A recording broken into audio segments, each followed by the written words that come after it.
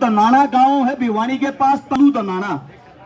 सबसे पहला जो धरना इन बेटियों के लिए दनाना गांव के अंदर लगाया गया और उन्होंने ये कसम खाई है, हमारा धरना जब तक चलता रहेगा, हमारे पहलवान जीतकर और यहाँ पर आकर हमारे धरने को उठाएंगे, वरना हमारा धरना लगातार चलता रहेगा। एक बार दनाना गांव की सरदारी के लिए जोरदार ताली बजानी चाहिए। तमाम सरदारी, सम्मानित बुजुर्ग और मेरी मातर शक्तियां, सभी चरणों में आपके बेटे, आपके बच्चे हर्ष शिकारा की हाथ जोड़कर राम राम।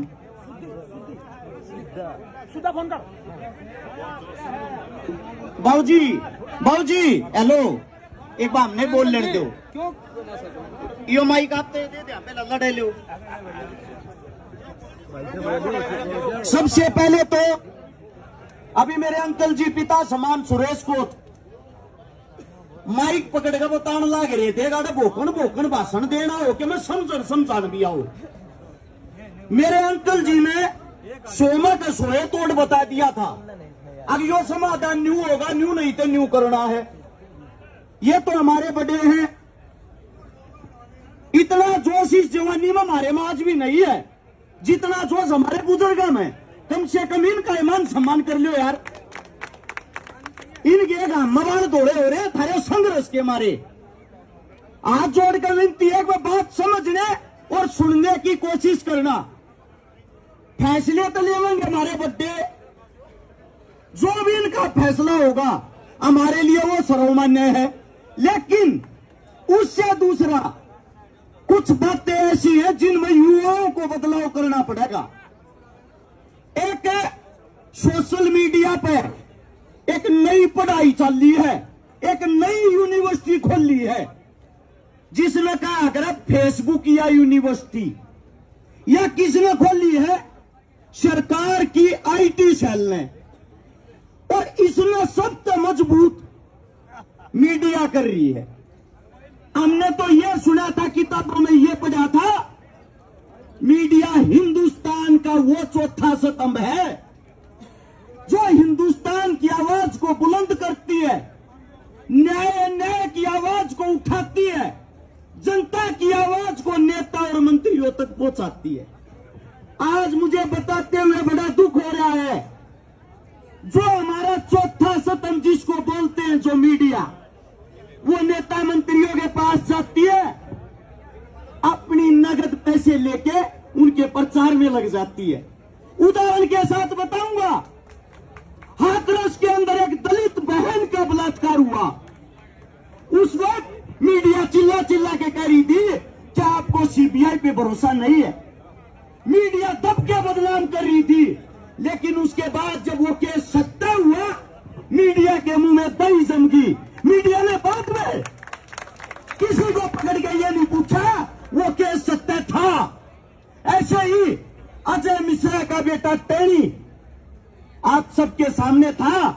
अरे शर्म आती है ये बताते हुए, जब एक हमारी बेटी अभी साक्षी ने इंटरव्यू दिया था, चैलेंज के साथ हमारा नार्को करवाओ और साथ में उस गुंडे का नार्को करवाओ, अगर हम गलत हुए हमें फांसी दो, वो गलत हुए उसको फांसी दो। उसके बाद भी लोग क्या कहते हैं, ये तो विपक्ष के आदमी है। पहले तो हमें यह बताएं हमारा पक्ष कौन सा है। कुछ लोग जो हमें जातियों में बांटते हैं, सबसे पहले तो हमारा इतिहास पढ़े।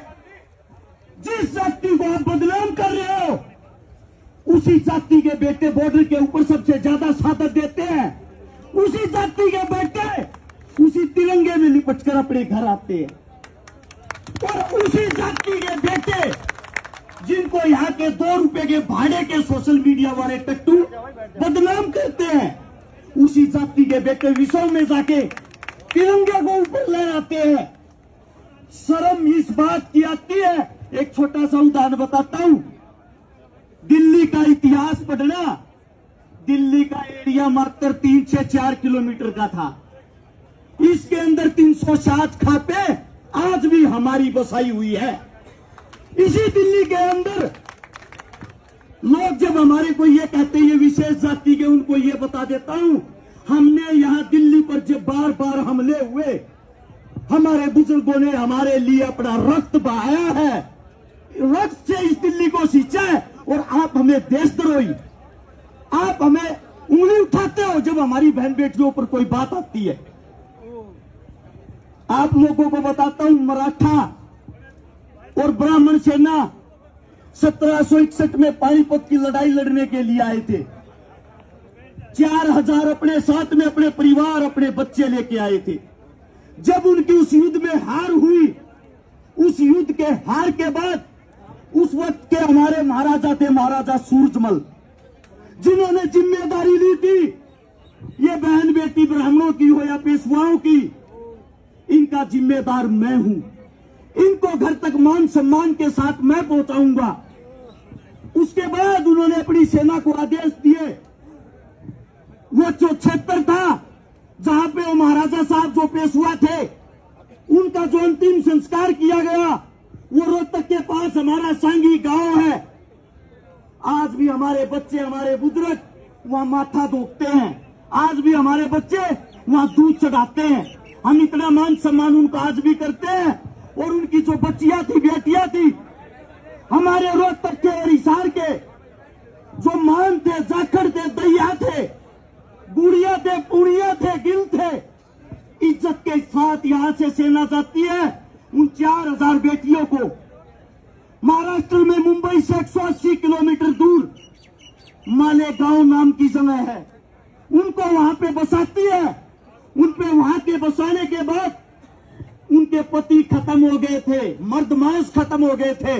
उन बेटियों की इज्जत के लिए वहीं रहना शुरू किया। तब वहां की जो मराठा सेना है, जो मराठा साम्राज्य था, उन्होंने एक फैसला लिया, हमारे से भी ज्यादा हमारी बहन बेटियों की अगर किसी ने इज्जत करी है, वो इन हरियाणा के, राजस्थान के जाटों ने की है। हम अपनी बेटियों का हाथ इनके हाथ में देंगे और इनके साथ अपने रिश्ते बनाएंगे। उन रिश्तों को आज 261 साल हो गए। वहां पे 22 गांव बसे हुए हैं हमारे जाटों के। उन जाटों के जो अपने घर परिवार को छोड़कर दूसरे की बहन बेटियों की इज्जत करने के लिए वहां चले गए। हमारे लिए सभी बहन बेटियां हमारी है, हम सबके हक की लड़ाई लड़ रहे हैं। और जो कहता है ये विशेष जाति की है, सबसे पहले तो आपको एक बात बता दूं, जो इस पर आरोप लगे हुए उसमें 3 बेटियां राजपूत भी हैं। जो इस पर आरोप लगे हुए हैं, इसने 302 में एक ब्राह्मण को भी मार रखा है। जो इस पर आरोप लगे हुए हैं, इन्हें दाऊद जैसे आतंकवादी को भी फना दे रखी है। तो ये लड़ाई अकेली एक जाति की कैसे हो गई? लड़ाई है न्याय और अन्याय की। इस बात को आप लोगों को समझना पड़ेगा और मेरे युवाओं को इस चीज का प्रचार करना पड़ेगा। आज भी आप लोग एक गुंडे का पक्ष लेते हो और ये इज्जत किसकी, वो भी बता देता हूं। नरेंद्र मोदी साहब ने एक इंटरव्यू में कहा था, विनेश फोगाट मेरी बेटी है, मेरे परिवार की है। अरे मोदी साहब, हाथ जोड़ के आपसे ये कहता हूं, उस आप ही की बेटी के ऊपर ये मजबूरी आई हुई है। अरे प्रधानमंत्री साहब, अपनी तो बेटी की इज्जत का ख्याल कर लो, ये आपकी बेटी है। आपने चिल्लाते हुए कहा था, नहीं कहा था कि विनेश मेरी बेटी है? सुना होगा आप लोगों ने। आप ही की बेटी न्याय की भीख मांग रही है आपसे, कम से कम अपनी बेटी का तो न्याय कर दो। इससे ज्यादा तो हमारे पास बोलने के लिए शब्द ही नहीं है। एक प्रधानमंत्री की बेटी के साथ अन्याय, ये कैसे हो सकता है? और धृतराष्ट्र की तरह आप आंखें बंद करके कैसे चुप रह सकते हो? इस देश में इससे बड़ा अन्याय कोई नहीं हो सकता। नोट कर लेना, इस देश में इससे बड़ा अन्याय कोई नहीं हो सकता। और जो भी हमारे बुजुर्ग फैसला लेंगे, मैं भी मेरे अंकल की बात से सहमत हूं। 21 तारीख में फैसला आर पार का होना चाहिए। इनका जुलूस मत कटवाओ बैठा के। अब बोलते नहीं है ये मट्टी में खेलनी है, पहलवान है, और गारंटी देता हूं मट्टी में मिला जाएंगे, मट्टी में मिला जाएंगे। कोई शब्द गलत निकले हो मुंह से, उसके लिए माफी चाहता हूं। आप सभी के चरणों में बोलने का मौका मिला, आप सभी का धन्यवाद। राम राम, जय हिंद। बहुत बहुत धन्यवाद भाई। अरेस्ट करो।